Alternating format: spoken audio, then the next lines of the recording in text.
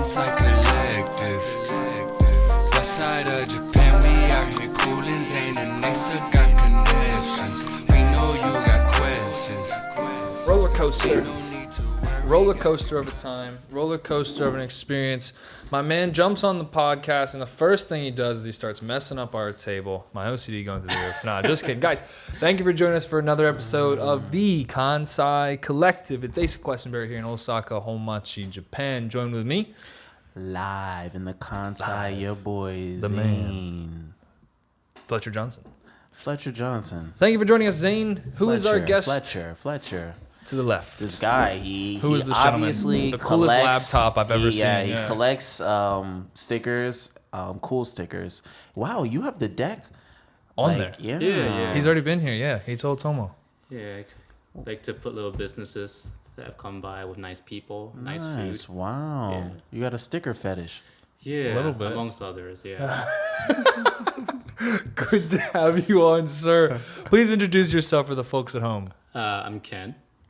What else do you want to know about me? You want to hear what I do? We're gonna hear my fetishes. We're gonna hear everything pretty soon. Zane's licking his lips. You guys can't see it over there because he's hiding behind the mic guard. But Zane was enticed by that. He said, "Okay, interesting." Right, Ken, my man, thank you for joining us. Yes, thanks for having me. Ken, we'll get the normal foreigner questions out of the way. Where are you from originally? I am from Singapore. Okay, a little hesitation there. Yeah, I say that with a bit of hesitation because I think like every time I'm in Japan, I tell someone from Singapore, they're like, "Oh, I've been there. I love the Marina Bay Sands."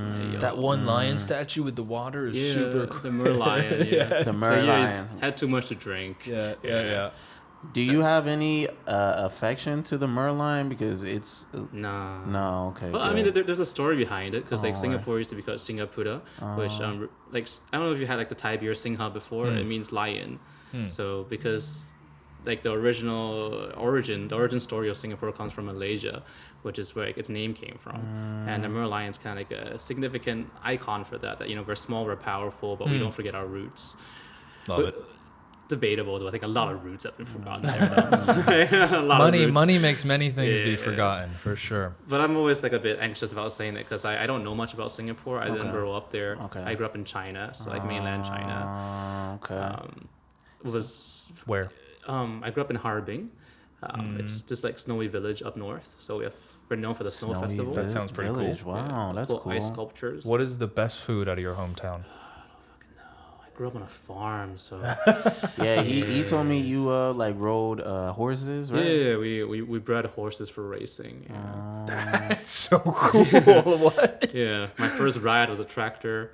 I'm terrified of horses. I got more terrified of horses. I don't know. There was a guy in my middle school who, awesome guy, nothing wrong with him, but half his face was caved in. It was like dented in, and when you're an immature young 12-year-old you're taken back. You don't see many people, even as an adult. I've never met someone since. And he got kicked in the face by a horse when he was a kid. Ouch! And like when I met him, gosh. I think soon after I saw my first like Clydesdale horse for like an event, and I was like, as a 12-year-old, I was like, well, that's the biggest animal I've seen, and I know for a fact that his face is caved in from getting kicked. So horses, man, horses, intimidating creatures for sure. That's not why I'm afraid of horses, but like I mean, You can understand it. it's gonna get a little bit graphic, but a big part of raising horses on a horse farm is breeding them, and breeding them is kind of a graphic. Yeah. That's crazy. How do you get them to have sex? Okay. Put them around each other. So a big part of it is making them cones. I think is the way I'm gonna put Wait, what did you call it? We'll bleep it out, but making them.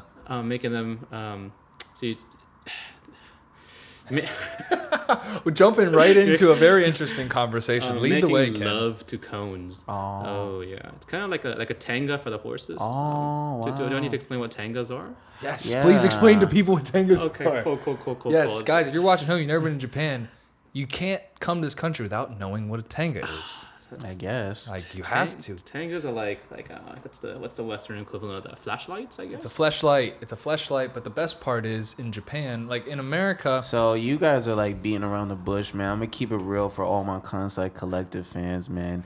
Yo, it's basically a thing that It's a fleshlight. it imitates like a girl's Sexual organs. sexual organ, and you Politically stick your thing in there, and You make love to it. Yeah, it makes you excited, and It makes things yourself come play out of much you. better. But anyway, the point is, in normal countries, that's like a very personal thing. Like you Yeah. don't go bragging about your fleshlight to your bros. But in Japan, there's shirts advertising it. There's like women will walk around wearing Tenga shirts. There's Tenga it's everywhere. It's hysterical. It's kind of like how the States, they do that with guns. Ah, that's true. Yeah, That's true. I want to just quickly jump to What, defense here. what a hot take there. What a hot take. That's true. At least we're on the receiving end here. Right, you know? right. Japan, Y'all on the Japan's, shooting end. So Japan's quick to advertise their fleshlights, and America's quick to advertise gun violence. Nice. Okay. That is definitely a different life, man. You know what I'm saying? Like, I will not. I want to get back to the horse cone are we getting story. back there? Oh But God. Okay. but before that, like I will say what's in it. Like my family has a ton of guns. Like my dad's a professional shooter. Like he goes to competitions all around the country and shoots stuff. So like I grew up around lots of guns, gun safety. But it's so funny because when my Japanese friends ask me like, "Oh, have you ever shot a gun?" I'm like, I'm hesitant, but I'm like, yes, an unnecessary amount. But jump enough of the America stuff, please, sir. I've seen. I mean, did you watch Jackass I did. as a kid? There's one Yeah. episode where they go to like a horse breeding, and basically you make a fake horse, right? You make like the fake ass of a female horse, and you put a giant fleshlight in it. yeah, right? we're talking. Right. That's remember we're talking. Yeah. Yeah, the cones. That's exactly what I'm talking about. Yes. Oh, so you they do make have they knowledge, make right. a fake horse ass, and there's a fleshlight in it. So anyway, were you inside the fake horse? No. I would not have survived. I think it would have That's taken at least half traumatic, my face away with that. Ouch. So okay, so that's why you're intimidated by horses. Yeah. It was that and like Daniel Radcliffe and Equus. Yeah. So, okay, you lived on a farm. This guy is very interesting, guys. So I want to pull out as much as possible. Yeah, that's what they did too. Much as this. Right. Okay. All right. So where did you go to school? I think you said you went to a boarding school. Yeah. So the big part about Singapore was that we had relatives in Singapore at the time. So as like a lot of other Chinese families do, and because my brother, he was like spending most of his life in China already before I was just 3 years ahead of me. So my parents were kind of like my dad, he brought all this business from other places to China. So he brought Toshiba to China actually. Wow. He Brought Toshiba to China. Yeah, so he was. You just in got Japan before Adrian. that. Asa excited, man. So your man's plugged in apparently. Yeah, and he did.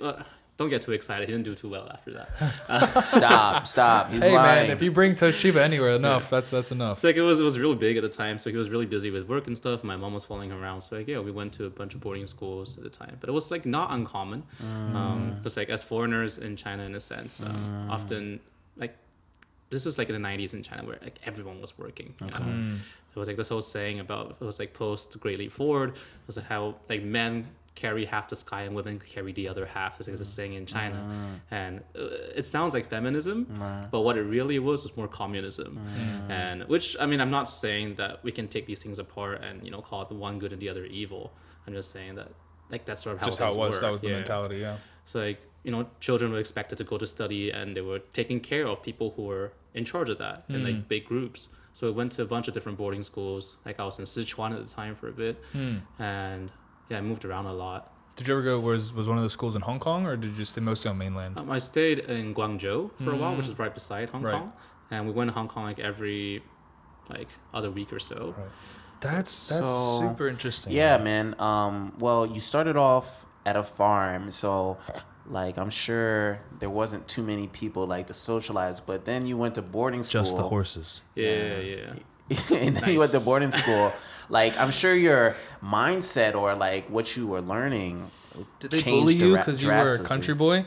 Well, I mean, Look at this horse breeder. it wasn't uncommon, I think, for like bumpkins like myself to, because like a lot of like the people I grew up with, I mean, like my extended relatives and stuff didn't read or write, so that was kind of more difficult, I guess, to integrate. But did your family push education? Like it? Yeah. I think the whole country was pushing education. Yeah, at this education time, right? was pushed hard at the time. This was like an interesting time, like if anyone is interested in this, that like, because we were moving into like this is when like Windows 95 and Windows 98 came out and so on and so forth, and we're trying to decide on like which keyboard to use. You know, if we're gonna like use a Chinese kanji based keyboard, which worked on like radicals and strokes, or we were gonna work with pinyin, which is like this like Wade Gals, this like British person's interpretation of how Chinese writing should be. And because if we lost out on that, we would British lose out. people always dictating how things are. Yeah, but that I guess like English became the language for programming, so we didn't have much of a choice there. So there was like this big debate there as I was growing up, and that really put like education into more of a focus. So like, how are we gonna lose out to all the other countries? Gonna lose out to the Western world, and like we're kind of sick of doing that, after like having that done to us for quite a while. Yeah. Century of humiliation, right? Yeah. What's crazy? What I had a buddy in university. Because you have so much. The interesting thing about being Americans in Japan right now is one, the exposure to so many other cultures that aren't American. America is such a gravitas and central culture, especially even we bully the cultures around us being Canada and Mexico. But in Japan you get so many. But I remember university was the first time I was really close with a friend from China who grew up in mainland China, and he to this day I'll never forget what he's talking about. He's talking about how. Because I think especially like our generation of people that grew up in China have a really interesting experience where there's very few groups or demographics of people in the world that can say they've willingly experienced both communism and democratic capitalism.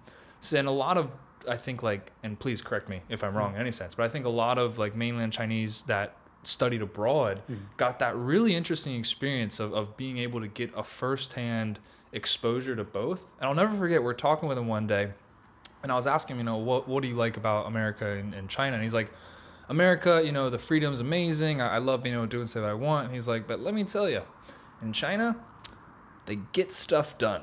They get so much done that just doesn't happen in America. So it really it opened my eyes to the fact that, because that anti-rhetoric we have from both sides now, it's like both systems work in their own rights and have their own pros and cons. So super, super interesting being exposed to that for the first time. Yeah. Like my first time in the States, I was like 8. I stayed in Boston for about 2 years or so. So before going there, there was this place called like Computer City in Guangzhou where you would go for your fake DVDs. You buy like 10 packs, like mystery DVDs. You know what you're gonna get. Mystery DVDs. Yeah. It's like, I want to watch some we call them like Western films, which doesn't refer to like cowboy films. It just refers literally films from the West world. Right. Sometimes they're like Romanian films too. I don't fucking know. You have no clue. It's just like, it's white people speaking a language I don't know. Western films. I need to watch it. That's funny. It's where you got like Pokemon, which was like in English, but actually translated from like Vietnamese. So you instead of Charizard, you get like Fire Dragon. Yes. And you're trying to talk to your friends, like which one? Which Fire Dragon? Shit like that. Superizado. Yeah, you get all that shit, but. Okay, so you went to boarding school, you graduated. What did you do for work, man? Like, what did you? Ooh, this is like I don't know which part we're going for now. Just because. Whatever's the most interesting for our lovely viewers back home. Right. So his life is a movie. I guess. So I went to the States, hated it. Was nothing like the Clint Eastwood film suggested. Came back. So I didn't get to be a cowboy. Definitely not Boston. Yeah, definitely not I was Boston. just Ching Chong. Trigon in Boston. It's the whitest part of Tennessee. Went back to Guangzhou, and then my dad, he was not at Toshiba anymore. His company kind of fell apart. So I went back to Singapore where they would fund my education, and didn't do so well financially. So I joined the military when I was 17. I think that's like the start of Singapore or Chinese military? Singapore. Now hold on. Let me just rewind that back for the viewers. All right, my boy started off in a farm in the countryside breeding horses. Then he goes to boarding school in China. Then sometimes he goes to America, Boston, and he's getting his English up. No you feel cowboys me? over here. And then he goes to the military. This is only the beginning. We're only in the beginning. But yeah. Tell us, continue the biography. So like because like when you pop into the military, you know, they pay for your, like they feed you, they give you shelter and stuff. They pay you like shit though. Like your regular recruit. I don't know if I'm allowed to say this, but like I guess like should I do a USD or JPY here? Like what's like US dollars. Okay, cool. Like around like $400 a month is like your pay. That's pretty cheap. Yeah. Because like you're working every day though, like every fucking day. Like I mean, you're working on yourself. You know, you're working on your body, you're working your discipline and your drills and stuff. I guess it's not a lot of pay, but you don't pay anything. And like before I entered, I was pretty much like I was like on the streets and stuff. Like I wasn't doing well at all. So and this is like 17. Yeah. It's like, crazy. Like the end of 17 or so. A lot of shit happened in my family, and because my brother was off in Canada at that point, because he's the elder brother. Only son, yeah. So he's the older son. So you know, like as my culture tends to be, like we just put all our cash into that, and then like my father and I weren't getting along so well. Like I started dating men. It was a whole fucking thing. What a crazy experience. And this is all at 17? Yeah, like a lot happened between like the 16 and 17 years. Yeah, those are the formation years, man. Wow, okay. So you go in the military. So I'm like, you know what? Like, this. I need like I need money. I need food. Like I need shelter. And like, here's this grand opportunity that will give me everything I need. And I need direction more than anything. It's like, cool. Like, I've heard and I've watched enough movies to know this now. Remember what Clint Eastwood did for me? Nothing. So I went in the military. It was nothing like what I had imagined. It's pretty bad. I ended up spending 3.5 years, give or take. Were there more horses? No horses. No there. horses. No cavalry. Just some horses actually. When I was in Arizona, there were some horses. Oh, you did time in Arizona? Man. Yeah, a couple months there. Well traveled. Well, how was the military experience? Was it something that benefited your life, or did it hurt you? Oh, 100%. I did both. Yeah, for sure. But like, I'm not gonna go too much into detail here because like, I think it's probably a whole podcast episode alone just for that. A lot of content warning needed for that, just because it's like. I mean, the PTSD and stuff like that. I don't really want to go into that, but it gave me a way out. I think like it elevated me in a social sense because when I left, I had this money saved up, and it gave me discipline, I guess, to a certain extent. It got me in good shape. I was fit. And what age? So you left at 20? Yeah, around 20-ish. Crazy. All right. When did you come to Japan? Let's just get into the. All right, cool. Good stuff. Came here 2017, end of 2017, so pretty much 2018. It's like 26. Okay, and where did you land in? I landed in Nagoya. Nagoya. Yeah. Just you and 100 Brazilian people. Yeah. You have been to Nagoya. Yes. We didn't know Nagoya is. Oh my lord. I think actually so in Japan the demographics are like 98.6% Japanese, heterogeneous Japanese people, or homogeneous Japanese people. Anyway, 0.8% of the population I think are like Chinese living in Japan under Japanese names, and then like that 0.3 or whatever remaining is all of the foreigners outside of Chinese and Japanese natives. And this third largest, I think, maybe it's one less than Korean, but it's Brazilians. There's a huge amount of Brazilian people in Japan, and they're all in Nagoya. Big South American population, because they got the Nikkei immigrations and stuff. Okay. Yeah, they get like a lot of Brazilians actually get citizenship here already before entering because of their family ties. So that's big, And then they have their friends come over, and then it's like, all to Nagoya. Yeah. All right, so you came here and. This is another country, but man, like for me, it feels like you're very international. You traveled to many different countries. And so you came to Japan. Did it seem like it was just gonna be like another country you could just get like build yourself on, or like how was your experience? Well, like I mean, for me, like a big part of it was like familiarity. I was like, shit, I'm so happy to be back in Asia. Because before then, I had like 6 years in Melbourne. I was in Australia before that, and I came here. I was like, "Yo, I'm so happy to like not stand out anymore." Man, I hate those white people. Yeah, I was like, I'm so sick and tired, just sick and tired. I come to Japan, and I still see y'all. Too much shrimp in the Barbie. Come on. Too much shrimp in the Barbie. On the Barbie. Shrimp on the Barbie. Oh, okay. Yeah.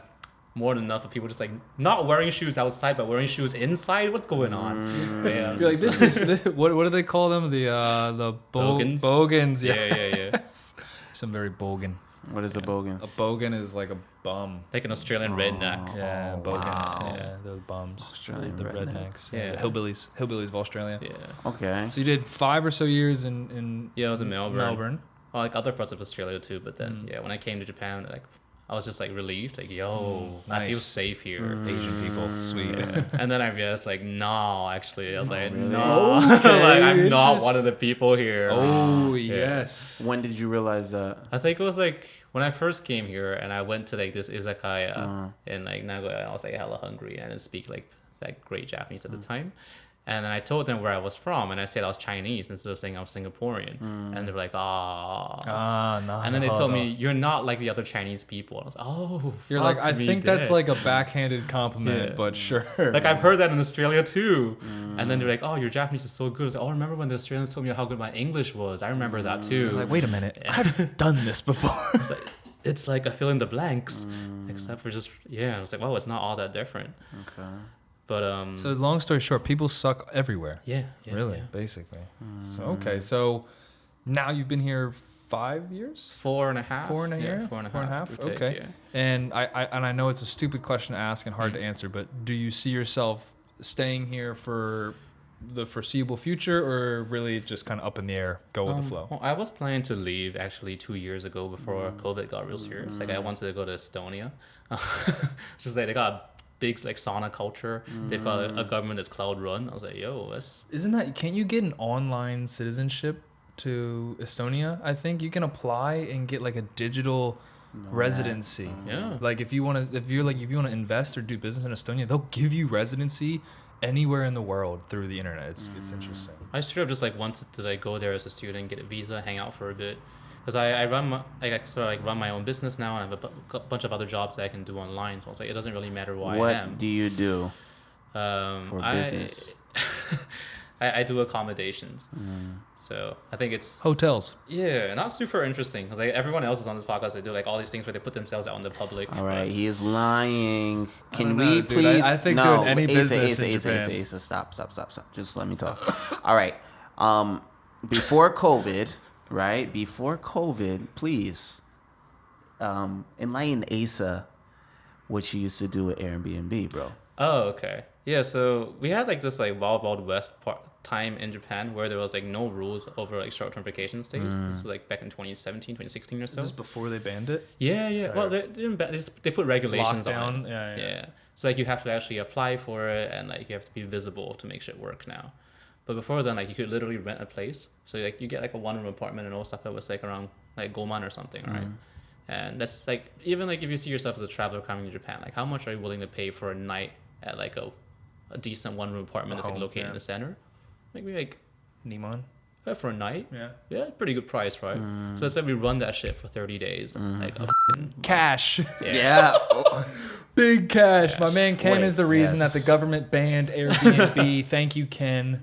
Appreciate it, dude. For But, those of you who didn't know, yeah. Airbnb is super strict now, right? Yeah. Like, I think you kind of now there's no, it's like to the point that I think Airbnb has tried to take action against the government of Japan because how strict it is. But it turns out it's all because of Ken.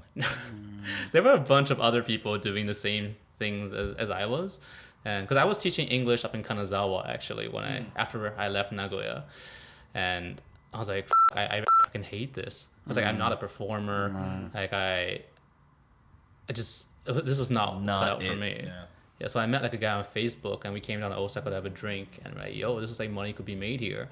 And he's like, I speak Japanese. I'm like, I speak every other language you need. Let's do it. So Perfect business Right. partnership. let's just rent an apartment. Let's make this shit work. So we rented like this 1-floor apartment. It didn't have like, because there's like a toilet and a bathroom in the apartment and an office in the other side of the same floor. So whenever we needed to pee, we have to go to like the nearby convenience store to pee even. Like it was such a like shitty setup. But then we made mad cash on that. So like after our first month, we just took that money and rented like 10 other apartments, and then like 20 others and 30 others, just like expanding that shit, you know? And then COVID hit. And Come a long way from breeding horses there, buddy. Like that's like shit just got real tough. Like once people stopped coming in, once everyone else is like, "Yo, there's money there." Well, It was the gold at rush. least you cashed out. Yeah, It sounds like you cashed out. we definitely did because at one point like we can't expand fast enough on our own money, so we started asking other people like, "Yo, do you want to rent apartments and we'll run this for you and we'll take commission off of that." Swag. So so you pimped the Japanese Airbnb system, which is excellent. It's not a negative thing. If you can make money, do it. Did you then just bankroll that into your next venture? Yeah, so we bankrolled that into a bunch of other ventures. Love it. Love it. So we did, like, I mean, there's stuff that I do myself. There's stuff that I do with my partner as well, my business partner. And so like we went into like luxury watches. We did a bunch of like GST rebate stuff. If you want to take a look into that, there's still money to be made there once visitors do come in because they have not locked down on that at all. It's literally that like you are exempted from paying your GST. If you're a foreigner, you have a foreign passport, you're on a short-term visa, you get, well, it used to be 8%, now it's 10% off of because you're not paying the GST. And if you literally make them buy nothing, give them the money to buy your product, and then take the product back from them, and take like half of that GST, they keep that, you keep that. The country loses. Well, we won't have you give all your secrets It's away, a horrible man. business model. I don't recommend people do it, but it works. Right. It's just- Until it gets cracked down, it works, right? It's the poison of like capitalism. It's like you really shouldn't be doing it, but it still works. Someone's gonna do it, man, one way or another. Yeah, people are doing it. Big companies are doing it. Yeah. So how many ventures do you got going on at current? Currently, so like we operate a lot of stuff like under the same like company, but we make like tiny little side companies to add on to that. And like just like this month, we are launching 3 other places. Kabushi Gaisha? No, not kabushiki gaishas, just like small. What do you call them? Like, Kodo Gaishas? yes, Kodo Gaishas. with like the local How do we say that in English? Municipality? Yeah. Like the local government? Yes. Yeah, So municipality, yeah. the local government actually, like, they're trying to make money.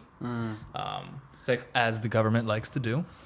because they need to like fund their infrastructure and stuff. One of the biggest problems, if you don't know that about Japan, is they call it like urban migration, which is when people from the inakas, the people from the whoop-whoops, Countryside. yeah, the countryside, they move into the city. They move to Nagoya, Osaka, Tokyo, Sapporo, and the rest of the country just goes to die. And it's so hard to fund. Like if roads break down, if like people dying in old houses and shit. This is something that our startup looks at a bunch because we're focused on infrastructure. And I think people don't understand how much of a negative feedback loop it is, where it's like governments rely on taxes. So if you have people dying and leaving your town, you have less I mean, not to equate people with just as money, but it is. I mean, it's if the people living in their town pay that residence tax. So with less people in paying tax, you have less money to fix the problems, but with less money, more problems create. So it just creates this horrible feedback loop where it's really, really hard to reverse it. This is like one of the biggest problems of capitalism. Is that there's no motivation to fund these areas. Kansai Kollective. West side of Japan, we out here coolin', Zane and Nasa got connections. We know you got questions.